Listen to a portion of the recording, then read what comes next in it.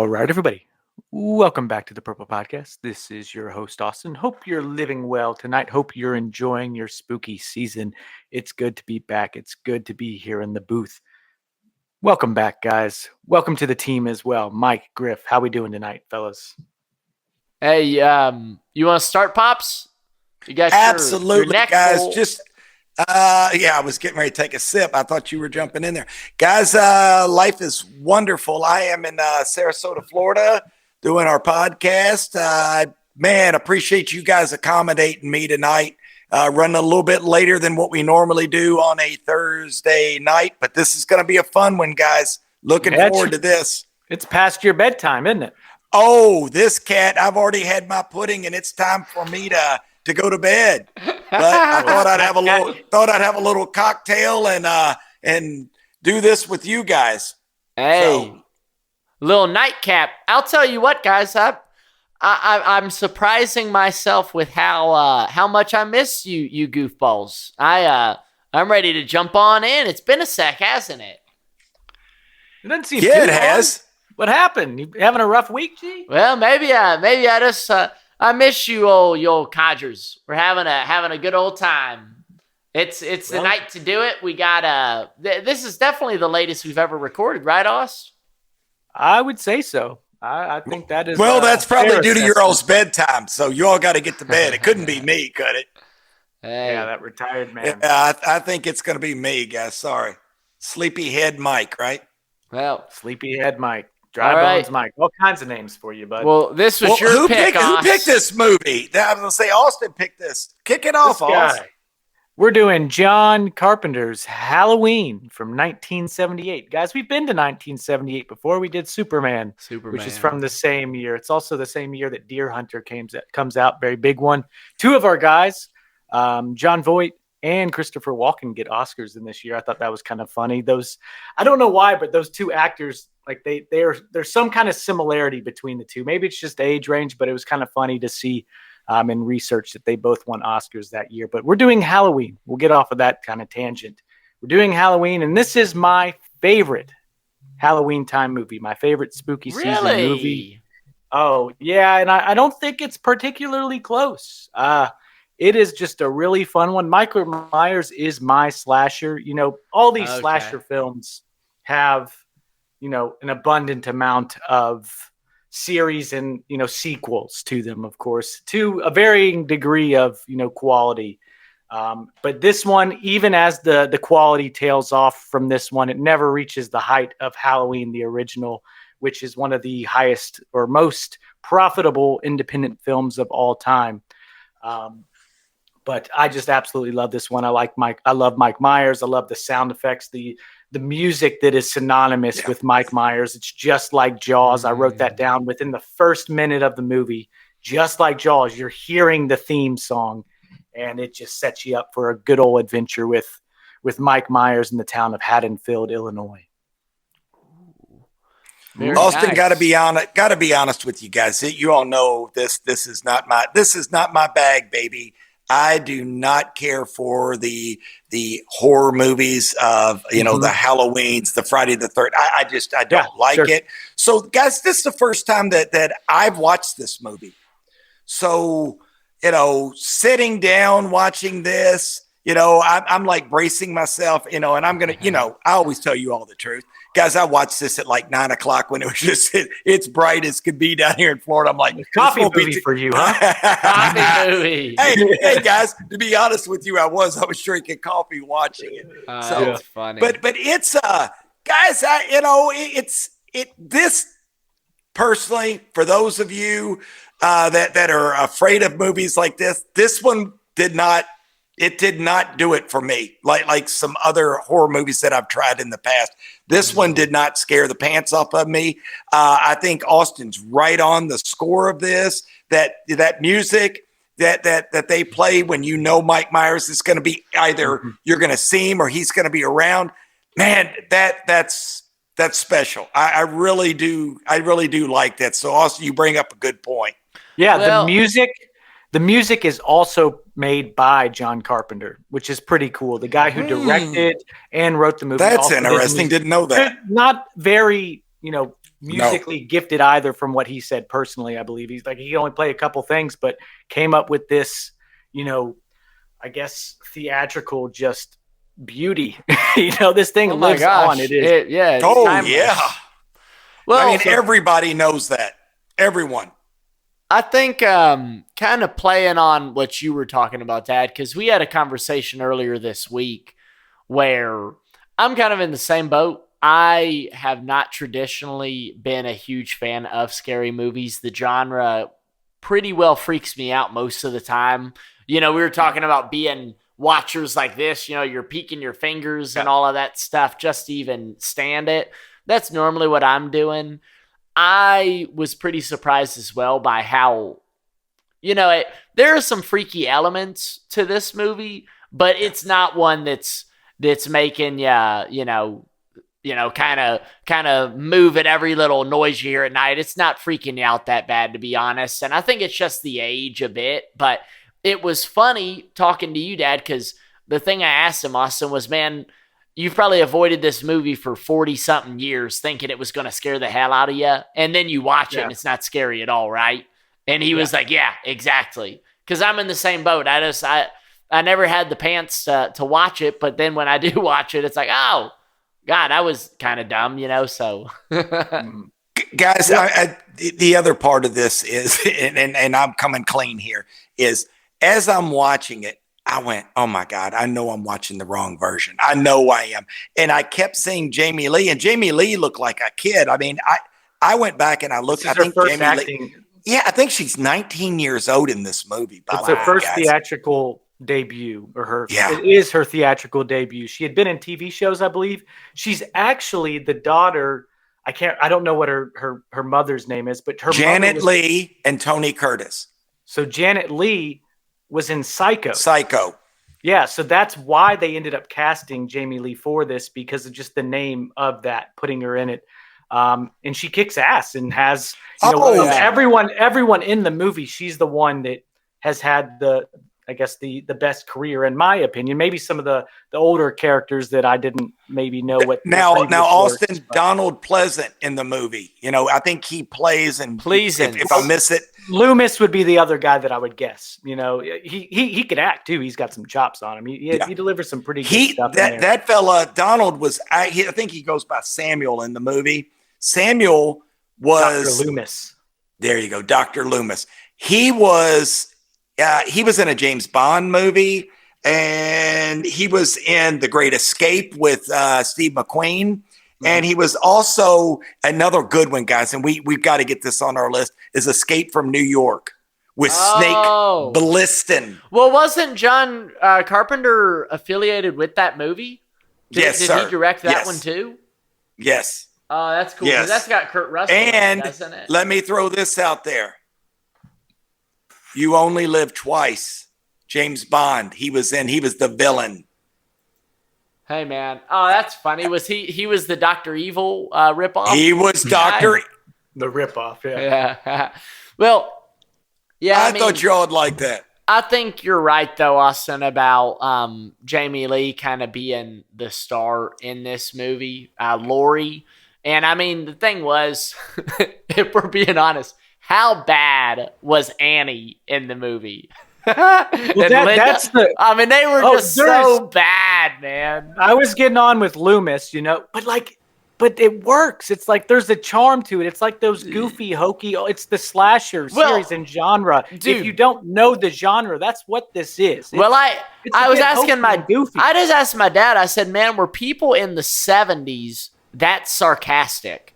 And you gotta. Did something change? What is it?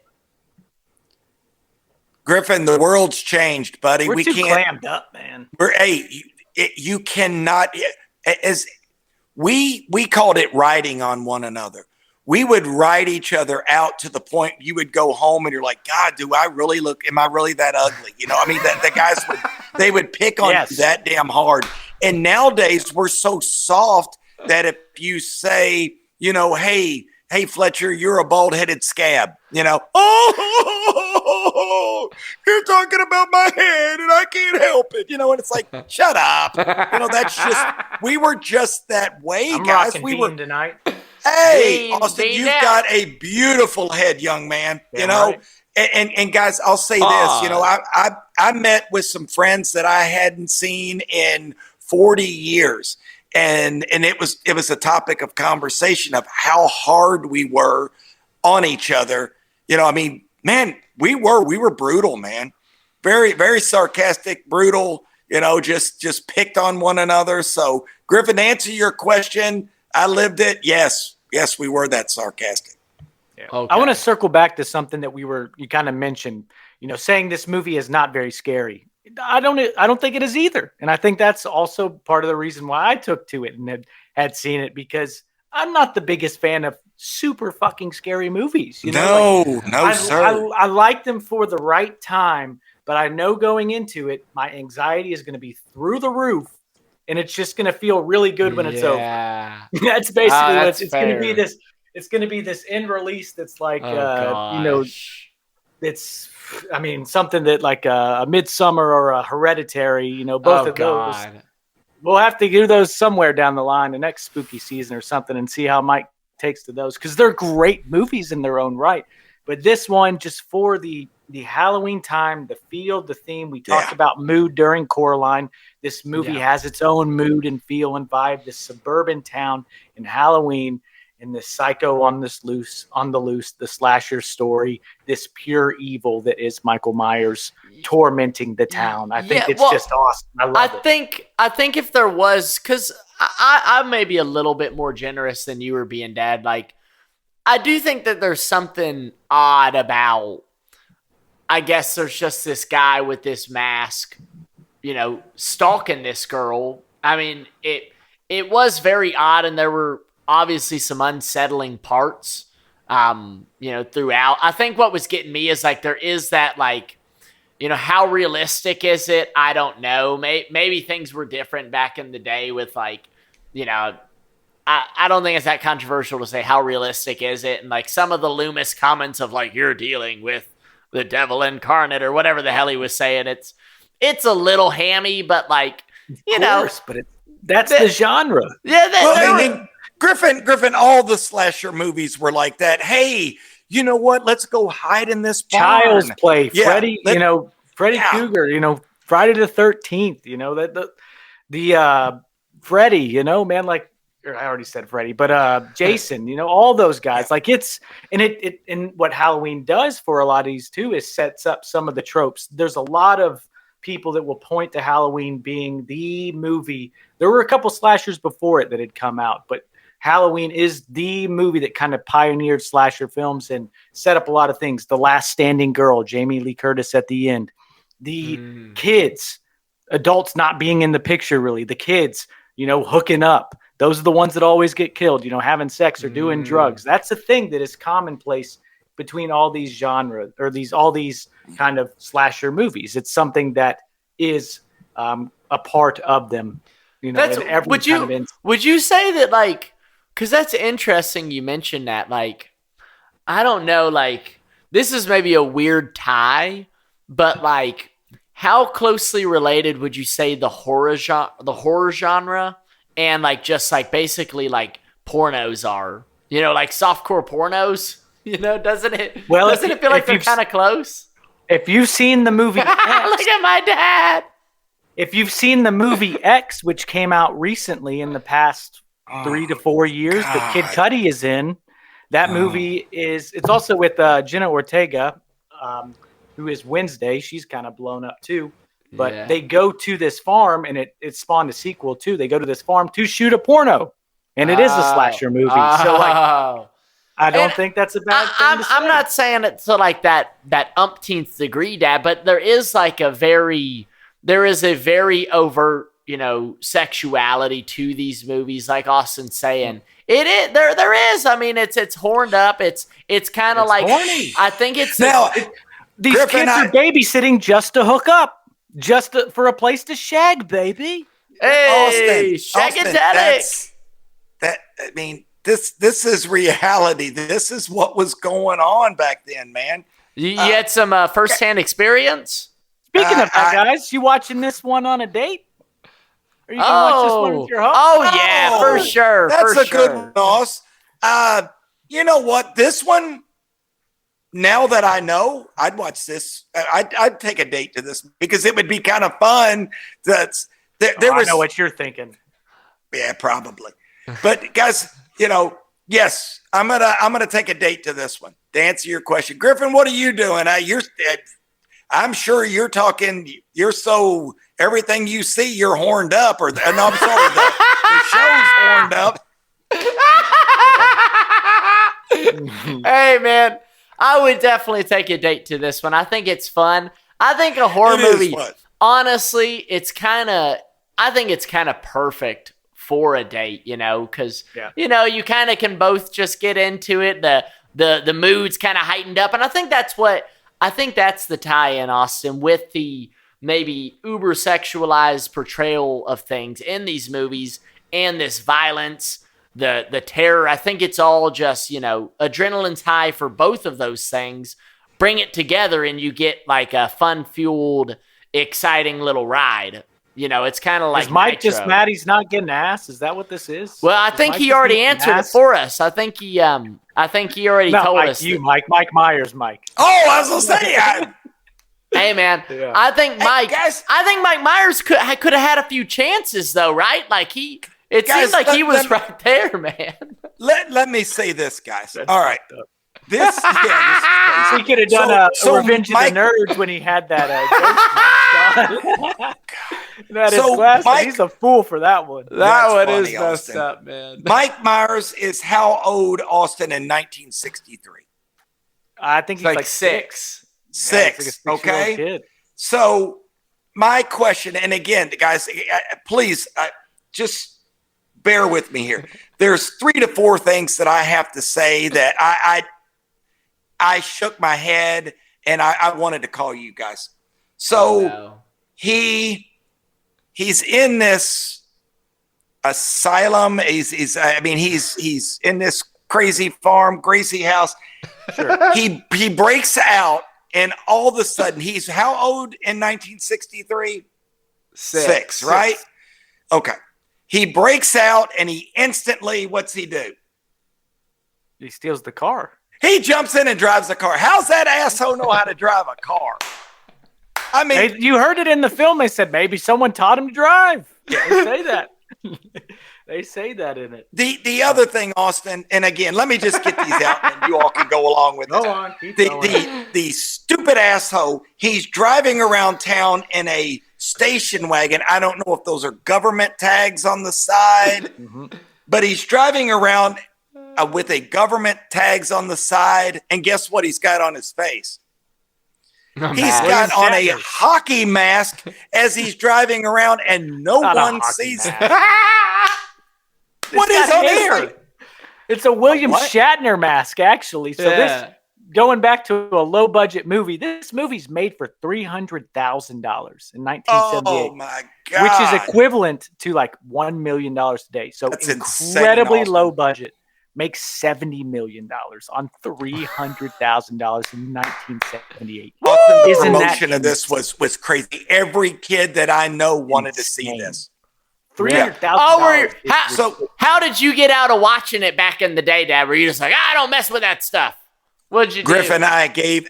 I don't mess with the funk, man. Hey, there were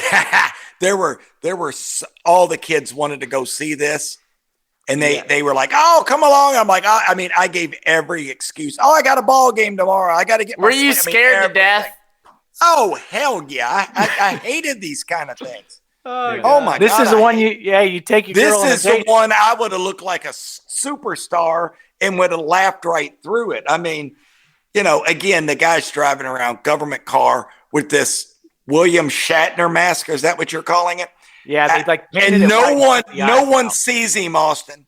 Even Samuel, the doctor, looks out. Oh, the van his station wagon turns the other way. I went, oh, you don't see it. They don't know what mask he's wearing either. They don't know that he's wearing that mask. So I'm not going to punch holes in this movie. The logic is going to be flawed in place. Well, yeah, but I just want to say. Didn't you say isn't the car he's driving? Isn't it a government issued vehicle? Did we say that already? Yeah, and it's got it on the side.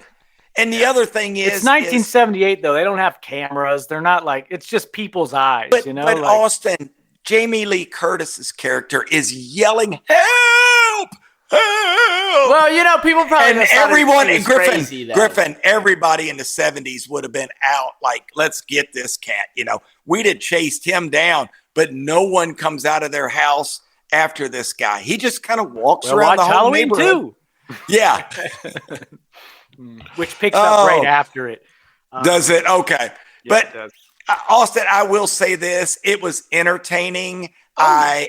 Jamie Lee Curtis, it was, of course, let's face it. She's an attractive woman. You go, wow. I didn't see it back in my day, but she was made for that role. We talked about her mom was in Psycho.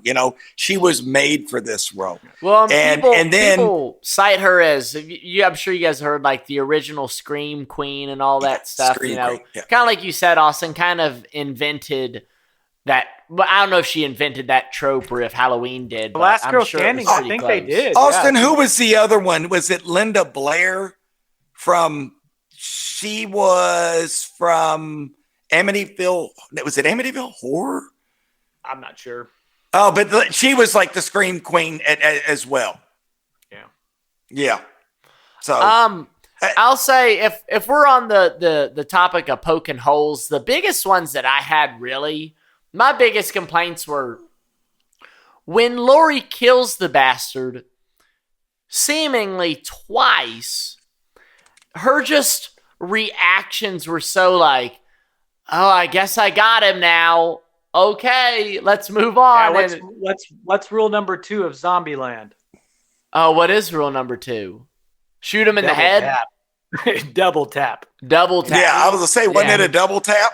It was just so that either time. It was just so fun. And especially like the second time, it was like traumatic. She's in this closet freaking out. She stabs him and she kills him. You know that this girl's never had to do anything even close to that. And once she's done, she's like, oh gosh.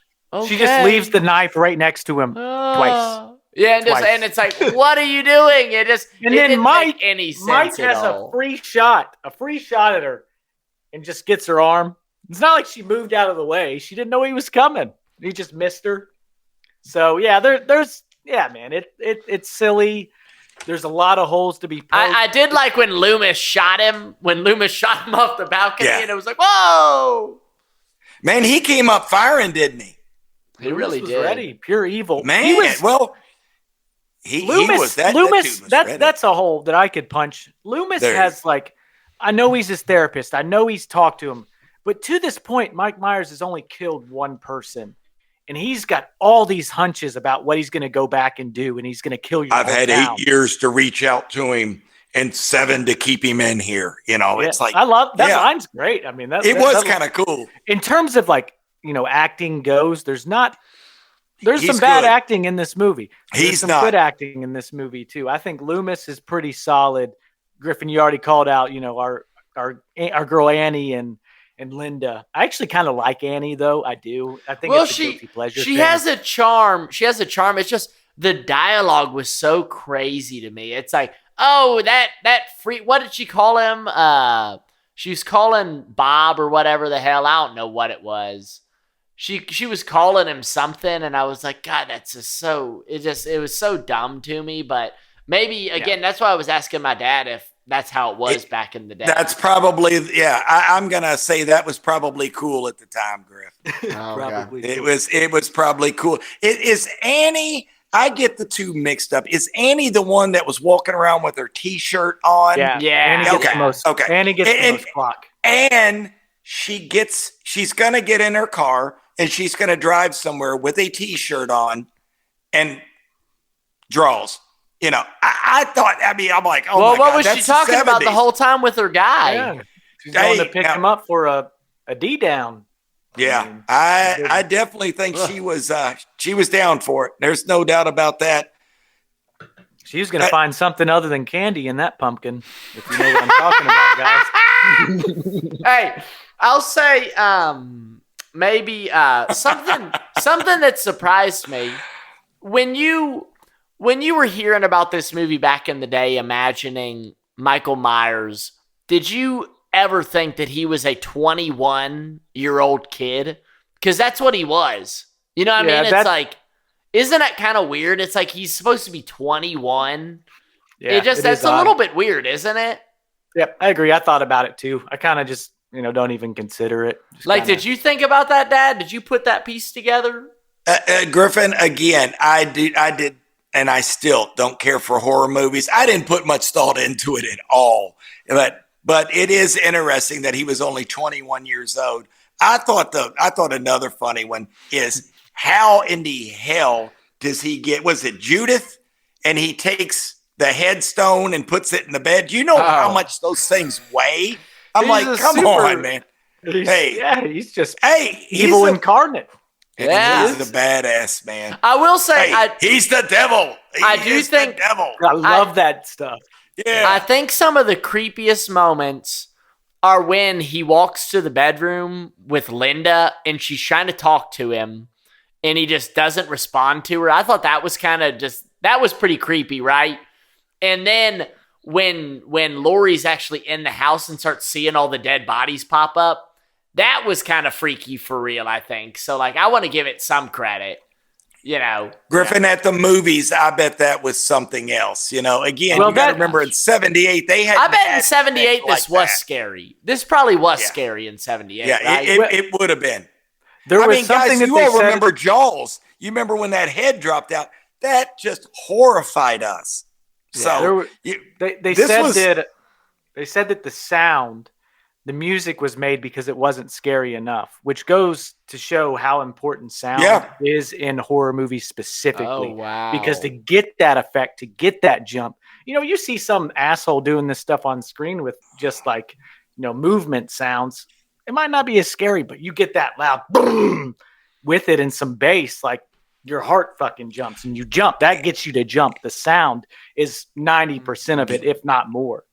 And Austin, my thing, what scares me more than anything is the just like Jaws. What do we talk about? How long did it take before we saw Jaws?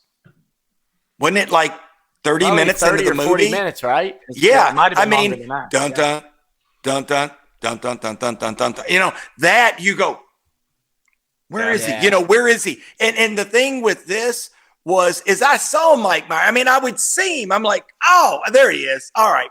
Guys, it's a perfect example of this is, you all know I don't like snakes, okay? If I see a snake and I look down and there's a snake, I'm like, okay.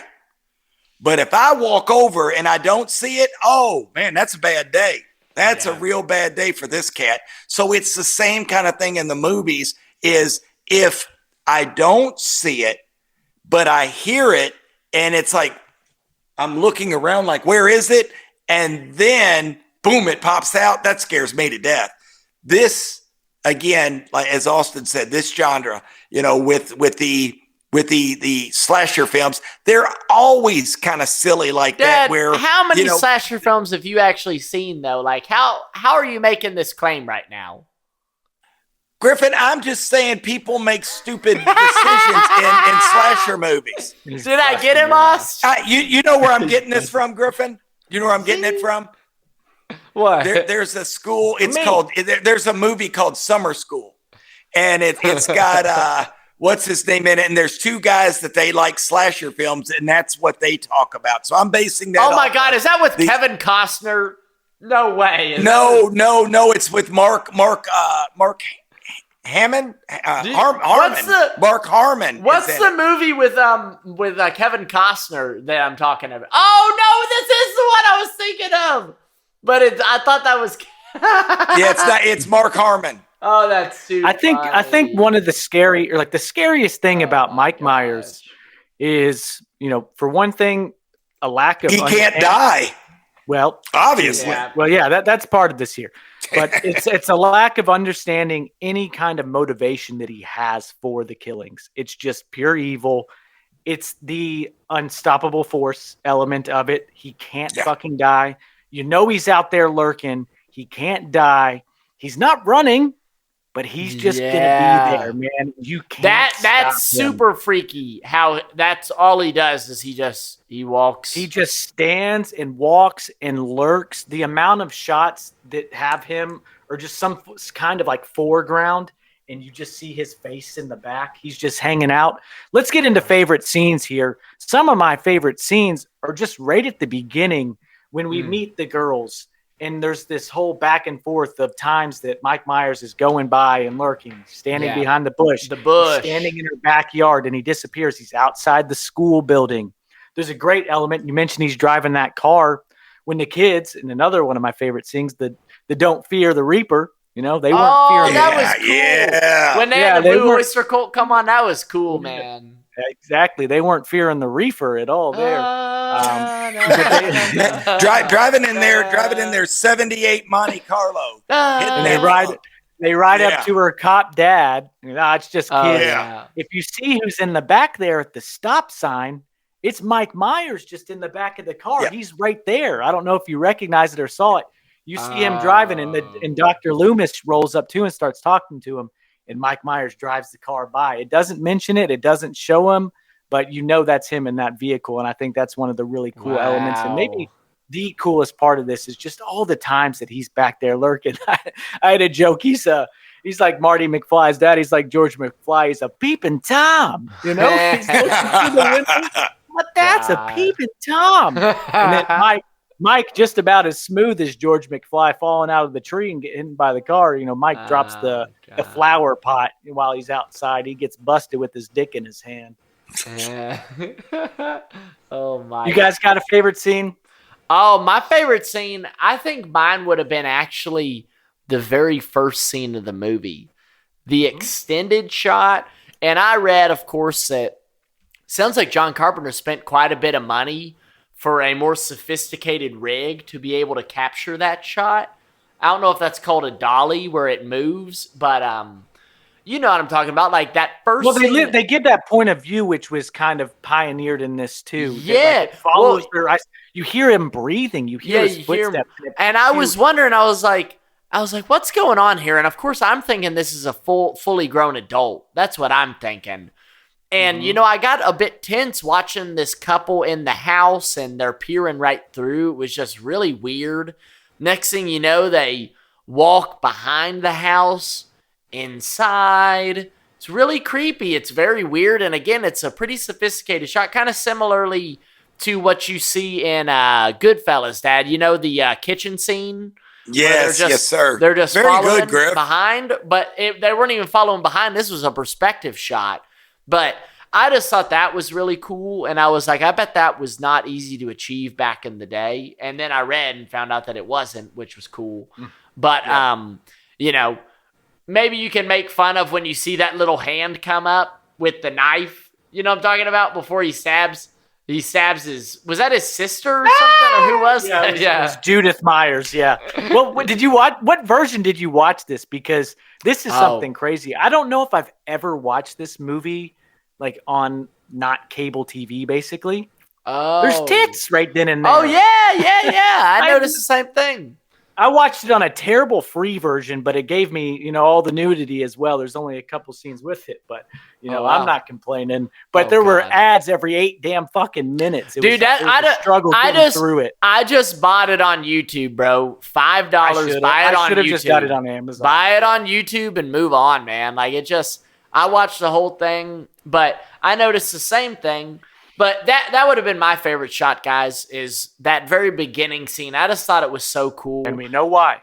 Well, the Miabos. And aside from that, kind of, I had already mentioned it. I do think that you get some real excitement, and you kind of see Laurie, Jamie Lee's, you get to see her chops quite a bit as well in that. Her yabos or chops? Her chops. You get to see her skills. You know, you get to see what she's made of. And I think that's why, the real distinguishing factor, the reason why she's had the career she has, because, you know, you can tell she has it in those ending scenes, even if she leaves the knife right by Mike Myers. Yeah, twice. Well, Griffin, Jamie Lee Curtis there's a reason that she's the actress she is. You know, her mom, Janet Leigh, and then, I don't know if you guys know who Tony Curtis is, but her dad was one hell of an actor. So it's in the blood, most definitely. Speaking of John Carpenter, the director of this one, guys, we talked about it off and on, but this fella, Griffin and I went to Western Kentucky. This guy references numerous spots around the surrounding counties of Western Kentucky. The show starts off Smith's Grove. We all know Smith's Grove, driving to Bowling Green. And then later on, he talks about Russellville. And I'm sure you guys have got a couple more examples as well. But I had to throw that in there. But I'll say this. My favorite scene was when they pull up to that insane asylum and he climbs across the car. I mean, it looked like one of those, like it wasn't like human. No, I thought you were going to say something about him being in a hospital gown and his schnuts falling out or something. Like guys, it was so. I mean, we talk about Jonathan running. How he runs with the sidewalk. Kind of on the side. Man, Michael Myers, man, he looked kind of creepy. He looked like he didn't even have a spine. Yeah, there it is. Thank you, Austin. Yeah. It was weird. I mean, I got the biggest kick out of that. Then he reaches in the car. Wait, Austin, have you seen any of the Rob Zombie Halloween movies? I've probably seen pieces. I don't think they're very appreciated, but some people might like them. Yeah, well, the reason I even bring it up is I have seen some of those ones. And the emphasis on Michael Myers just being like a real force of nature and like, huge in stature. Like it's a huge guy. Yeah, he is really big. Really, I've seen some of them. Really like strong and just like otherworldly strong. That's kind of a big element of those movies. And, I don't know. Again, that came out like 40 years later, but regardless, I think there's a reason why that kind of take might have come about. I think that's kind of what the push is with old Mike in this one too. And like we mentioned, it's just, I don't know if you get the motives. I don't know if we understand what Michael Myers really is, but obviously there's something, I guess, supernatural about him, right? Yeah. And that's what's being pushed. In the next movie, this is something that I was a video I was listening to. Quentin Tarantino is very critical of this part. They write some bullshit, and Carpenter's not even involved with the second one. He doesn't direct it. He doesn't write it. He produces the third one, which doesn't even have Michael Myers in it. Which I actually kind of like that one in its own way too, in a weird, strange way. It's not great, but like there's something about the vibe of these movies I really just enjoy and take to. But Quentin Tarantino says that the introduction of Mike Myers being Laurie's sister is bullshit. It's not real. But that is something that they introduced in the second one, saying that that's part of his motivation. And he says it taints all the other movies. Some are, okay, but like under the precipice that it's his sister is just a big goof and wasn't at all the intention when the first movie was being made. It's just something that they added, a bullshit addition to the story of the second one that didn't know that people don't really care for. So it's not canon. Exactly. He eliminates that from it and says that's bullshit. That's not real. But I agree. I think that because it is just kind of it's a cheap trick, right? It's a cheap trick. It doesn't.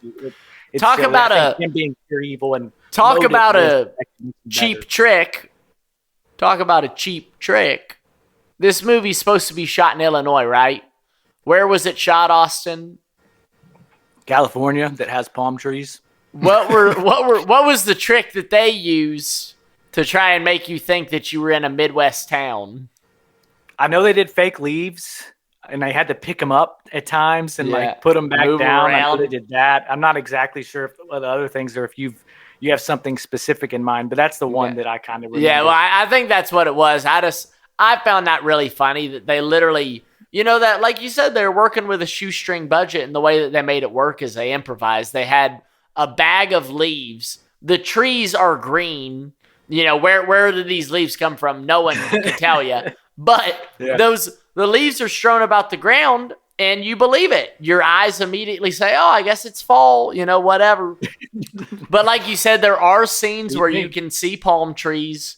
I read that every single car has a California license plate. This just makes the movie better, in my opinion. Isn't that funny? And again, Griffin, that's what makes it fun. This movie is and again, fun. Guys, I go back to what I always talk about. Stranger Things is a lot of the things. This was the late 70s. There was a lot of that. I love cars. A lot of the cars they were driving, a lot of the things they were eating and doing, and the malls were huge. All that kind of stuff that they were talking about. And that's what you did is hey, I'll watch. You would go over if your girlfriend was babysitting. You did everything you could to put the it's time for the baby to go to bed, night, baby, so then you can make out with your girlfriend. So that's exactly what you see is what you get. I'm sorry that, that's just what we did back in the day, but I think that kind of was very Austin. truthful. You know what that sounds like to me? Yeah. That sounds like a Johnny Hopkins story. You know what I'm talking about? Yeah. We used to blaze it, didn't you? We were blazing that shit every day. Really? I don't know what y'all are talking about. Jeez. Hey, Dad, you sound like the bus driver in Billy Madison. Or I Chris used to Farley. babysit and get ass all the time, baby. Yeah. No, he didn't. Ass man Mike. No, he didn't. How did you say ask my mom? No, I said ass man Mike. Oh, there you go. Jeez. Yeah. More like Dungeon I couldn't even go see the movie. He was staying at home. Oh, yeah. There's no way I was going to go see this one. Not going to happen. We want to get into our favorite characters, fellas? Let's do it. Who's got a favorite character? Did you say you had a favorite scene, Dad? I did. At the beginning. Oh, God. Yes, I like the very beginning Mike. when he's climbing with a werewolf and he's climbing on top of the car. Oh, yeah, Guys, my favorite character was definitely the doctor. Loomis. He hears a noise. He hears the noise outside of the room. Hey, without hesitation, he pulls out a pistol and he's getting ready to fire. That was just funny as hell to me. What was that weirdo doing lurking in the bushes all night, though? Bullying little kids. Get your ass out of here. That was funny. He was just so proud. He just wanted to get him out of there. He was like, and Austin, just like so Mr. Sir laughing or something. That is the character. He is the character that Austin Powers was trying to be.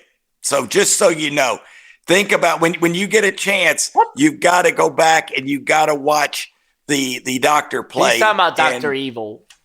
Dr. Evil, yes. He plays, he's where Dr. Evil got that character from him. From Dr. Loomis? Yes. He was in James Bond. Loomis James Bond. Yeah, okay. That wasn't clearly, we had talked about that earlier, yes. Yes, I'm sorry. I bumbled through that one. Yeah. I'm a little tired, dude. Hey, guys, it's been a long day here in Florida. It's a long life, my friend. It's a long life. What you been up to? You've been making sure that the floors get done up there. You're doing all kinds of stuff. Guys, I've got to tell you all this. I think I told maybe it's Griffin. Guys, this week they put all new hardwood floors in our place. So I have been just like Will, I have been in the upside down all week. My bed, I was sleeping basically on the couch. Everything. The couch was upside. It was on its side. The bed was up. You can't imagine, just how crazy it's been here, guys. So, man, like Griffin said at the beginning of this, good to see you guys. Man, it's good to see you guys. Good to talk to you all. So I've been looking forward to this all day. Some normal. So appreciate you all. These motherfuckers are milking it. Hour and a half lunches, god damn it. I know they want to be here all week. They just want to be here all week. Hey, they had planned on 5 days. Guess what it's going to be? 5 days. 5 days. Yeah, I'll tell you what, though, guys. I got the 3 best guys. They're wonderful to work with. So very, very happy. I'll tell you this: all three of the fellas. I really like them. They've been good to me. They're just really fine fellas. Hey, Griff, who's your character, pal? I'm gonna go with Laurie. I think that Laurie, yes, sir. She's the lead, and I think that there's something pretty cool about kind of her portrayal, because she's kind of portrayed as the would you say goody two shoes, or would you just say kind of she's very bashful, and she's the smart girl. She's the smart girl. She's kind of the misunderstood girl, and by the end of the movie, she's the one stabbing him in the head. So she kind of makes a real big swing, I would say, and kind of holds her. Yeah, literally, exactly, holds her own. And I really thought a lot of the scenes she had with little Tommy were fun too. Like, I just kind of enjoyed those scenes. I don't know. I just thought it was kind of cute seeing her little relationship with that little boy and all of that stuff. I thought that stuff was kind of funny, but I think she did really well, and I think she sold a lot of the movie. I think Tommy might be a prime candidate for the Mind Flayer. I think he might be coming for that boy next. That little square. Yeah, there you go. God, they bashed his pumpkin in, didn't they? The boogeyman. Oh yeah, gosh. Well, what about you, Osh? You got a favorite character to top that? I do. I mean, to top it, sure, yeah. I mean, how is it not Mike Myers, right? Mike Myers is the number one character of Halloween. I'm going to stick with the villains. Coraline. You need a good villain in a Halloween movie, right? You need a good villain and a good antagonist to really push along the horror narrative. So Mike Myers is a perfect one, and no doubt.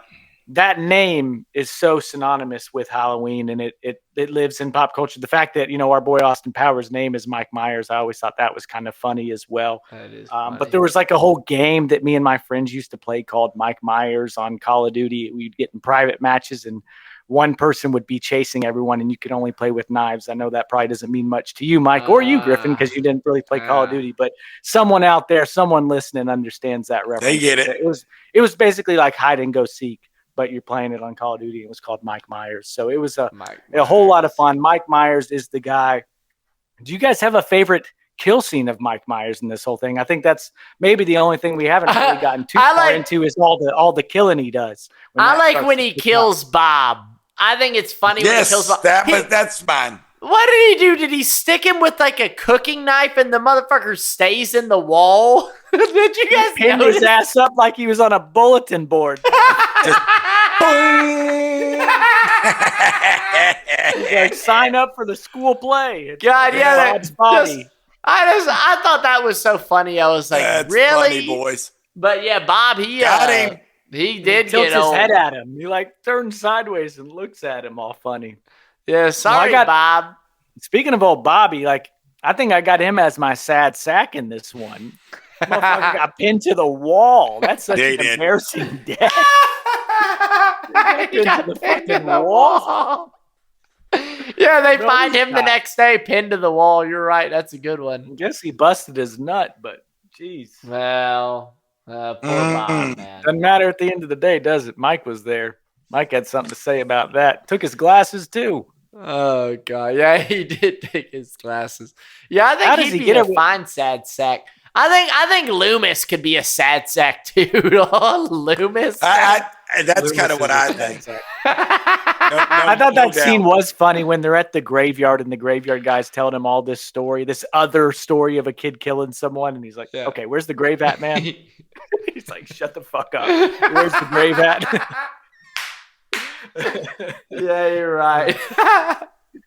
Oh gosh, Loomis is a nutsack, isn't he? What a guy. He has all these hunches. He is a good sad sack. Oh, he's great. I liked him a lot, but he's a sad old sack, man. Yeah, he is a sad sack. Oh gosh. Well, this might be a category time. What do you think, Oz? Well, I was gonna say, what's the sixth man of this? We got to do our sixth man here.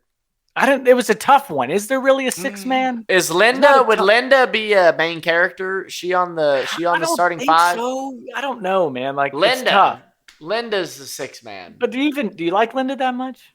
Maybe a little bit. She's like Guys, a little funny, maybe. Do you guys, I mean, I've seen Linda in now this movie and one other movie. Do you know what she was in? It's a classic. You already said it, but what's funny that you say, you say that, I'm not going to say the one you said, because you said the movie that you knew her from.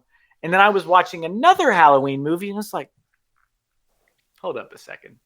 She was in it? Oh, okay. Maybe she's not a face that you would recognize right away. She was in Carrie, which is another Halloween time classic. Oh, wow. Yeah, good for you, Carrie. Austin. I've only seen her in Stripes. I saw her. She starred with, she didn't star, but she was in the cast with Bill Murray. Yeah, so I recognized her right off the bat. She's a pretty thing, no doubt about that. She probably plays the same character, I'd say. She's kind of a mean girl bully. Carrie as well. She played an MP in this one, and she's Bill Murray's love interest in it. So, yep.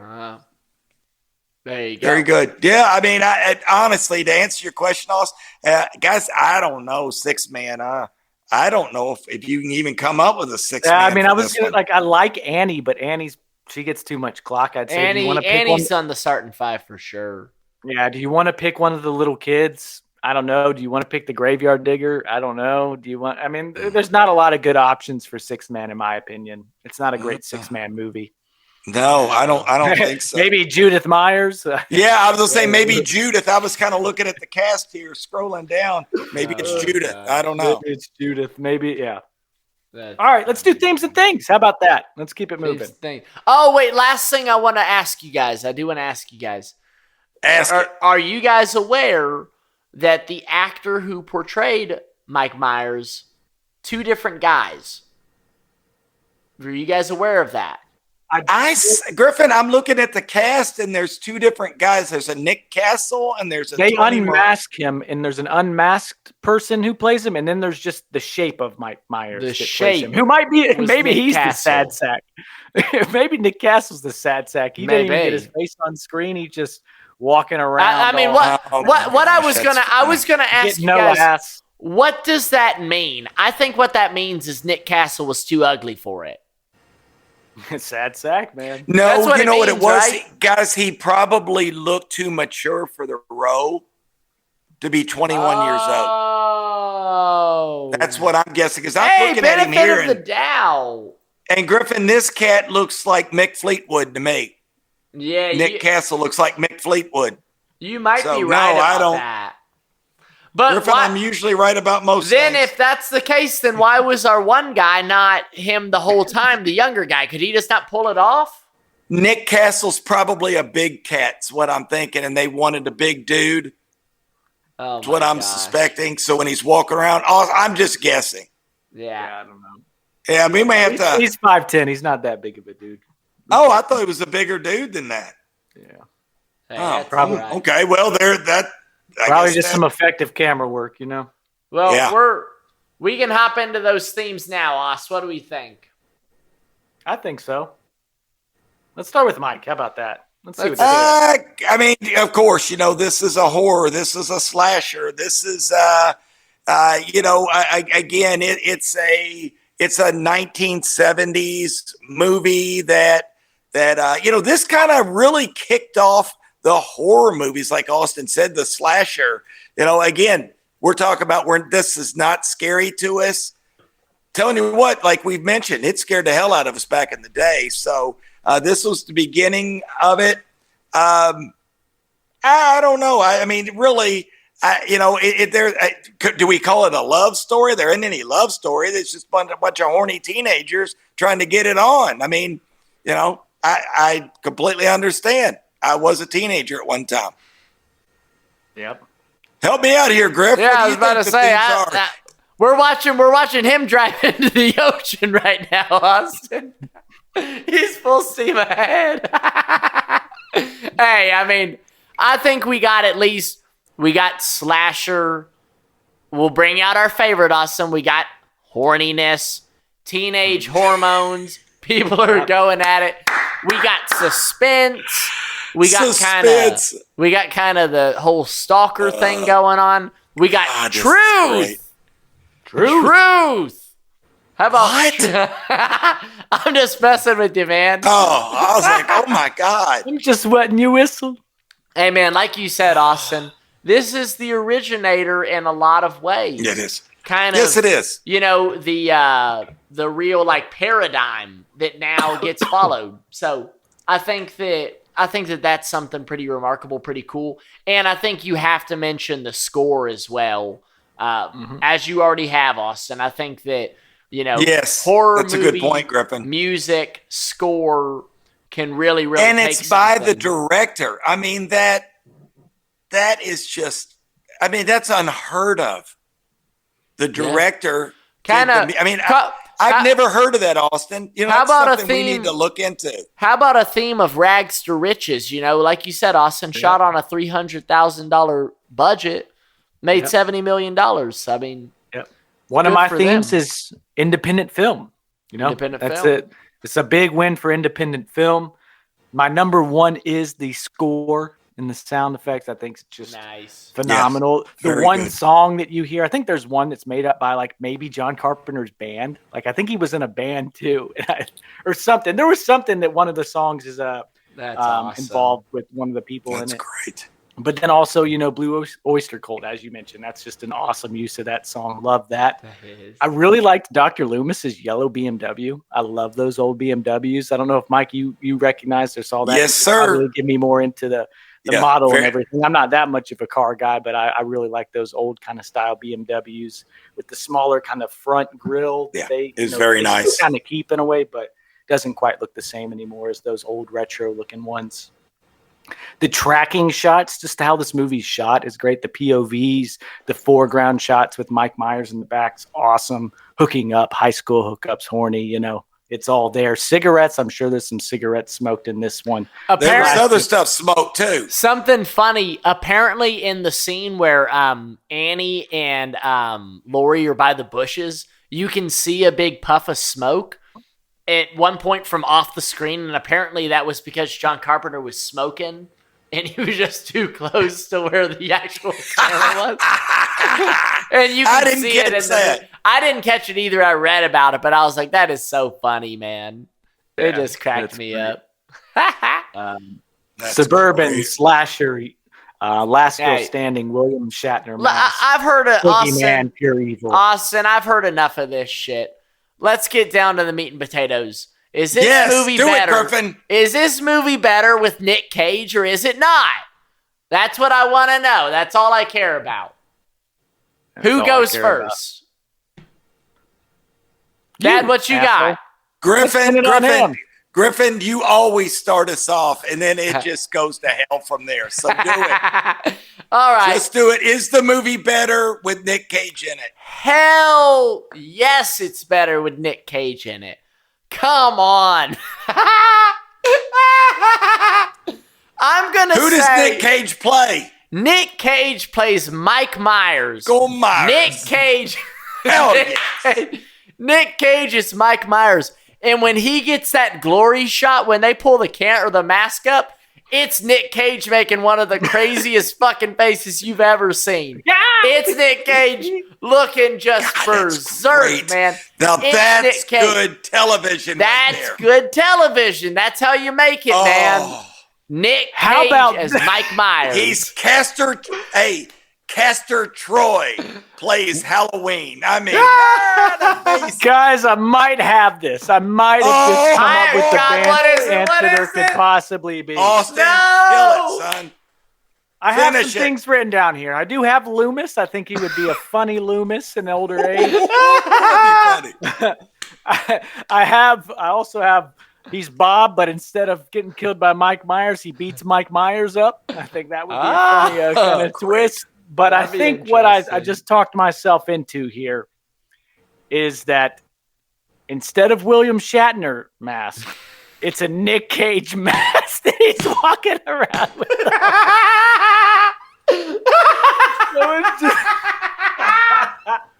Austin just changed the fabric of the entire film. It's a Nick Cage Cage mask. Griffin, he did it again. He did it again. It's not Captain Kirk. It's fucking Nick Cage. Nick Cage. Benjamin Gates. Oh, that's Benjamin so dumb. Gates. Benjamin Franklin Gates. That's so stupid. Oh, my God. All right, Pops, top that one. I don't think I can, but Austin, man, I said it last week too. Hats off. That is well, Dad.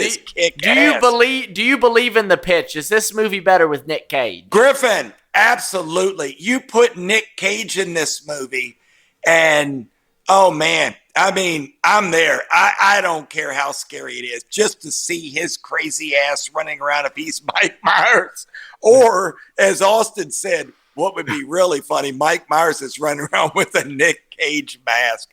That's good television right there. But then the mask comes off and it's still Nick Cage. Oh my God. That's it. God, you're about to kill this old man. Oh my God, that's funny. Good. Hey, I watched Con Air the other day while the guys were working, and Nick Cage is all swolled up, and I just sat and I laughed because I thought about you guys. You know, us talking about would the movie be better with Nick Cage in it? Hell yeah, it would. Nick Cage. Not many movies wouldn't be better. Well, that's what we're figuring out. I'll tell you this, Austin. I think that is there any world where this is a coffee movie? Any world? No. In Mike's world, where he's too scared to watch it at night, it is. Yeah, but that's a true statement. That is true.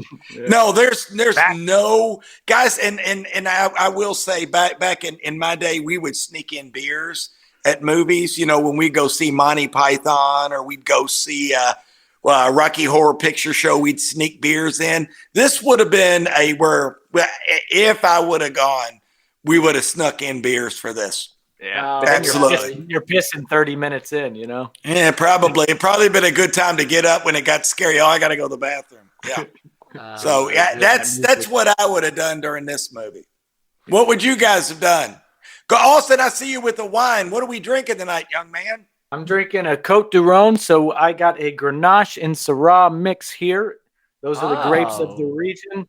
Something a little spicy, so it's more Grenache, so we don't have quite as much of the gaminess of the Syrah. So if I were to pair a wine with this one, I'm going to say this is a wine movie. This is a wine movie.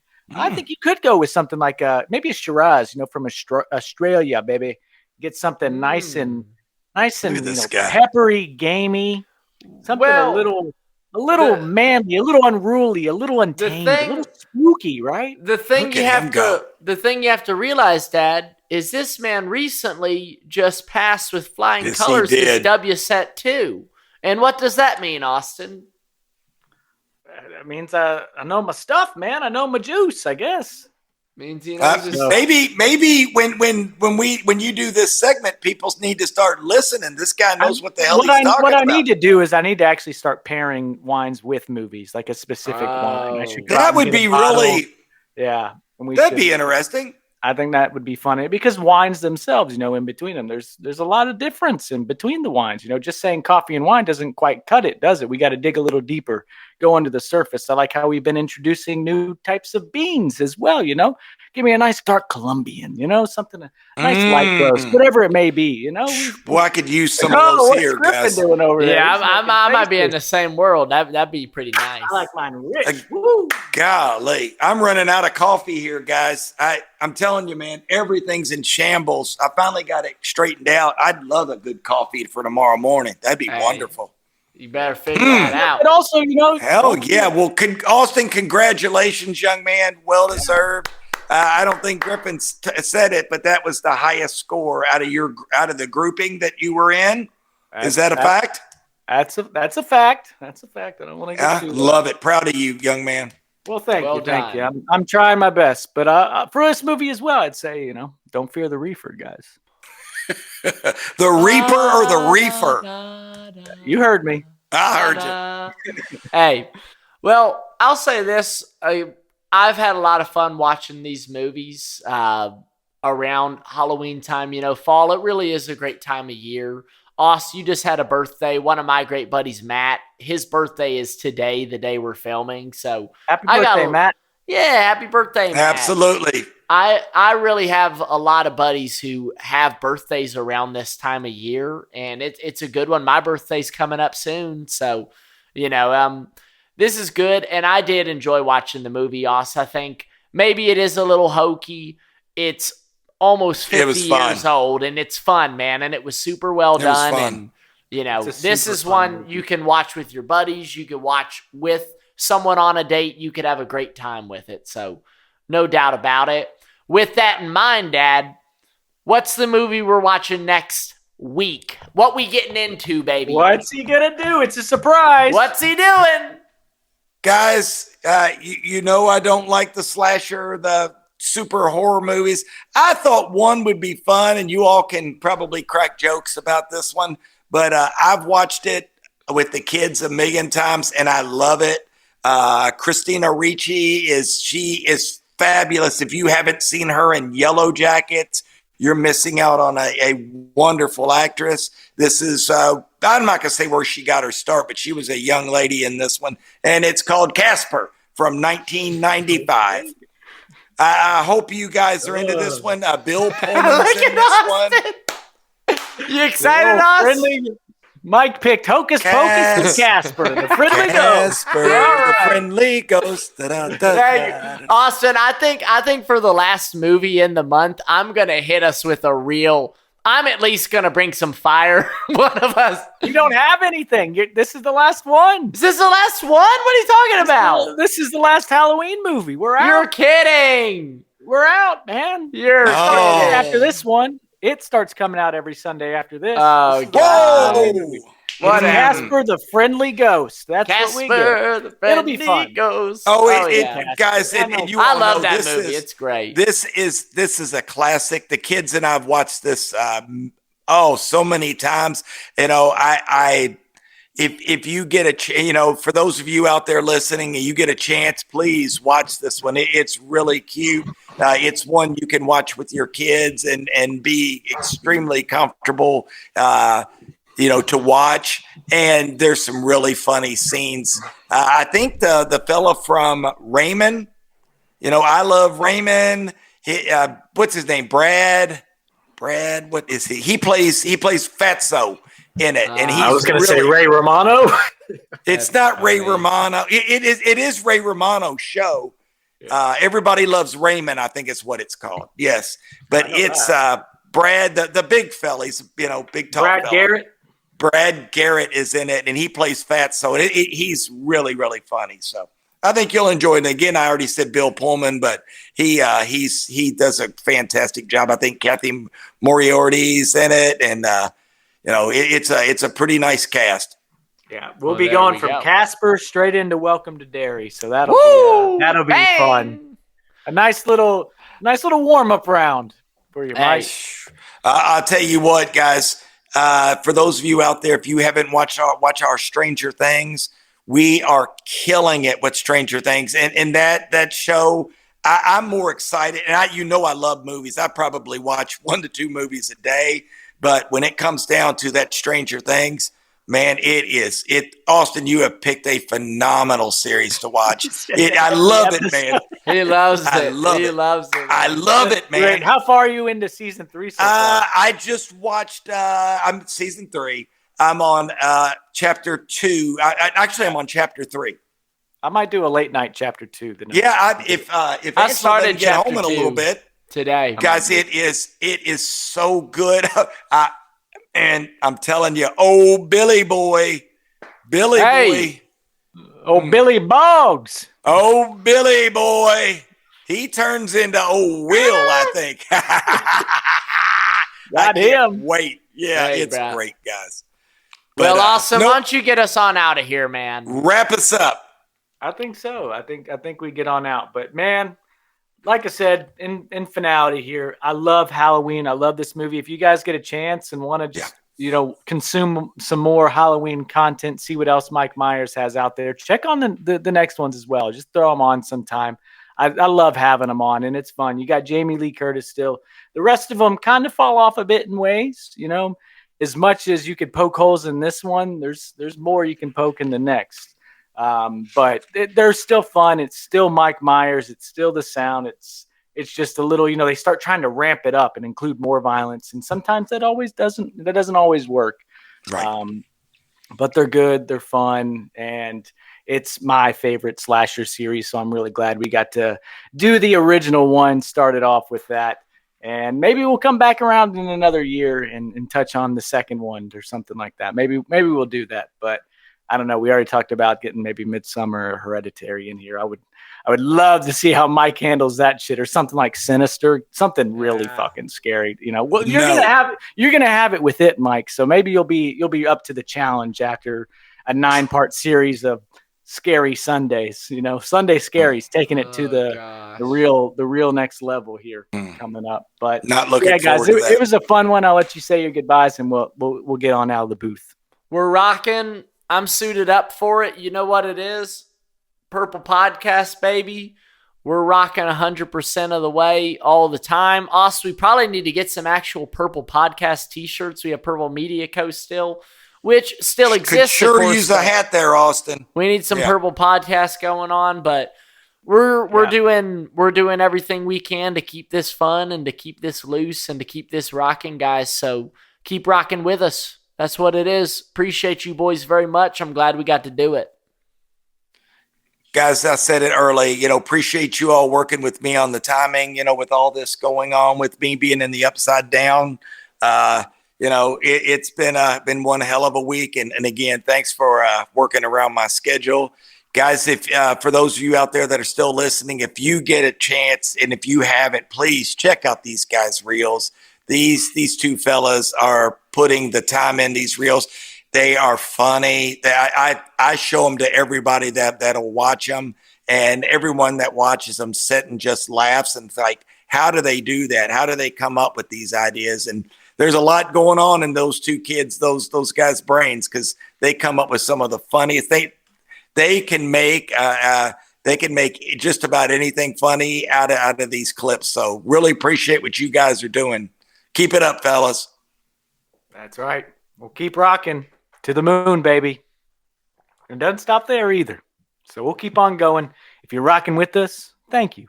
We appreciate it always. Sending love out your way.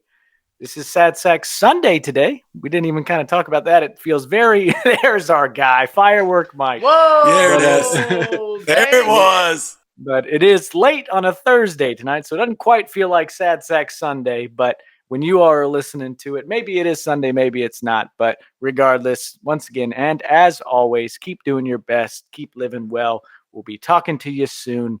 We'll be back here next week. We'll be back here on Wednesday with some Stranger Things still as well. So like Griff said, like Mike said, keep rocking with us. We got a lot more to share with you, and we'll keep the ball rolling. Love you guys, and bye-bye.